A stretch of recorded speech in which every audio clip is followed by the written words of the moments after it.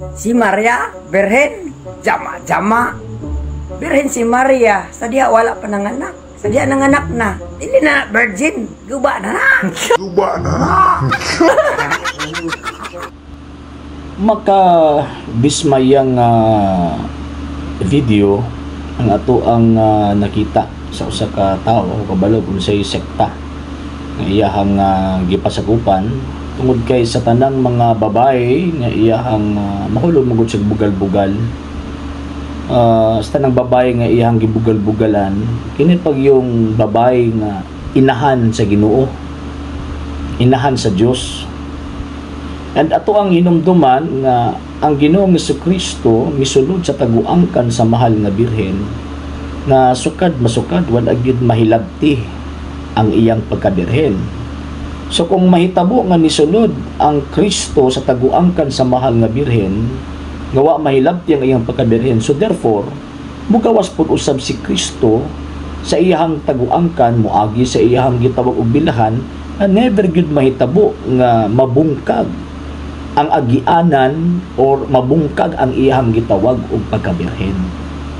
So unsa may ato ang basis ani mga sir mga ma'am? Number 1, tungod kay ang ato ang gituuhan nga Kristo nga diin gibuntis sa mahal nga birhen, usa siya ka God of order. So dili gyud niya pwede nga tawag ining maghimo siya gitawag og mga butang makaguba or makahimo siya mga butang nga supak sa kinaiyahan sa gitawag og tao. Ug tungod ni ana, siyempre kung mohimo siya, mapadayag siya sa iyang gahom na ay mga butang nga nagtuot ang naguba apan wala di ay. For example, katong burning bush sa panahon ni Moses di ba sa Exodo, di ba? Nagtagtuo si Moses nga nasunog katong tawag ining bush nga dito sa bukid sa Sinai, pero pag humang pagpakita sa Dios wala ni maugdaw.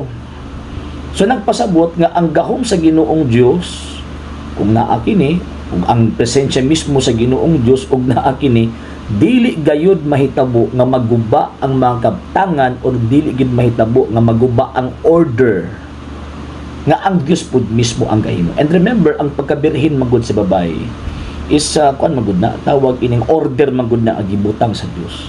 And at the same time kanang pagkaguba sa birhen manggod, distraction manggod na nga nagapunting kana sa sala.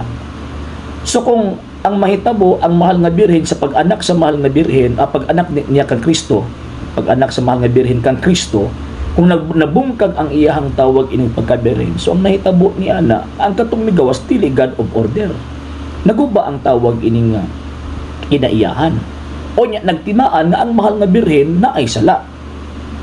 No dili man gud na mao ang pagtuo sa mga Kristiyano, ilabi na ang pagtuo sa mga apostol subay sa nakasulat sa balaang kasulatan concerning sa virginity sa mahal nga birhen. Number 1, ang mahal nga birhen wala siya sala.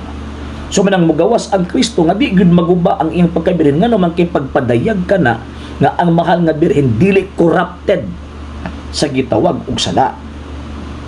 Mao na nga, di ba? St. Luke chapter 1 verse 28, hail full of grace. Kung full of grace but pasabutan na wala siya gitawag og sala. And number 2, sa balaang kasulatan gitagda na magud na Ezekiel chapter 44 verse 2, kung wala ko masayop sa gitawag og gasetas nga nakasulat sa balaang kasulatan. Sa nag-ingon din sa balaang kasulatan, Ezekiel chapter 44 verse 2 ang giingon, o giingnan ako sa Ginoo magpabiling tinakupan kining ganghaana, dili kini ablihan ni may pasudlon pa niini, kay ang Ginoong Dios sa Israel misulod ug miagi man ini. So buti pasabot ang pagkabirhen sa Birhen Maria, wa gyud na maunsa, wa gyud na madaot sa dihang misulod ang Kristo ug samot na nga migawa si Kristo, og never gyud nahitabo nga naapay laing pangnisulod ini. Nga naman sa common sense na lang ba, sa tama nga gitawag og pangunahuna, musukot ka ang Dios nga iyahang butang iyahang gipili para niya pagkauman gamiton lang sa laing tao, dili siguro no, di ba? And at the same time, kung kabalo ka nga iyan ni sa Dios ni imo ang hilabtan, pagpangawat magud ka na, pagpangawat. So mao na nga ang mahal nga Birhen Maria nagpabilin siyang tawag ining birhen. Biblia na gani ang tawag ining nisulti nga usa ka propesiya nga kining maong kining maong tawag ining balaya o kining purtahan na magpabiling tinakupan. Buti pasabot wa mabungkag ang pagkabirhen niya. Ngano man kini agi man ang Dios niini, niagi man ang Ginoo niini. So nagpabilin siyang birhen. So may tabo nga katong giingon ating aning atong amigo, dili man ta sa ingon nga mo tamay ta sa nagkomento ini. Sa makaingon pud ta ba nga sa kuan pa basta nang gibugal-bugalan. Inahan pag ni Kristo, inahan pag sa Dios imong gibugal-bugalan. So Ginoo magginoo ko magani kay wa ka kilati no. Nga naman, una, ang mahal nga Birhen Maria gipili sa Dios nga mahimong inahan sa iyahang bugtong nga anak. Abato ka ng anak gitawag og anak sa labing halangdon ng Dios.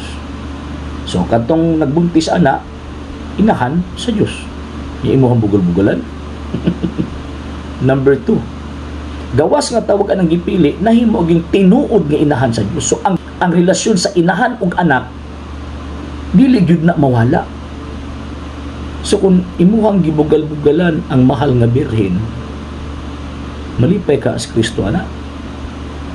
Number 3, ang mahal nga birhen esposa sa Espiritu Santo nga naman kay ang responsable nga nabuntis ang mahal nga birhen nga didto ni sulod si Ginoo nga si Kristo ang balaang espiritu man. Musugot kaha ang esposo sa mahal nga birhen nga bugal-bugalan ang iyang esposa. Buti pasabot kung imuhang bugal-bugalan ang mahal nga birhen, ang Dios imong kalaban. Muna usay makaingon ko ba nga tama gyud ang giingon sa balaang kasulatan nga ang kaliwat sa bitin kanunay gyud ning atakihon ang babae. Nya kining moong kaliwat sa bitin or kaliwat sa yawa, ingon pang San Judas Tadeo, apan kining mga tawhanan nagbiay-biay sa mga butang nga wala nila hisabti ug ang nasara nila pinaagi sa kinaiya sama sa ihalas nga mananap mao ang mulaglag kanila. Na delikado ning tawhana, maluoy ako ta. Delikado ning ang tawhana. Sa kadang gikalaban niya, sa tagahang gitira niya, inahan pagyud aning nagbitay sa krus. Nabantay-bantay ta mga igsoon ha.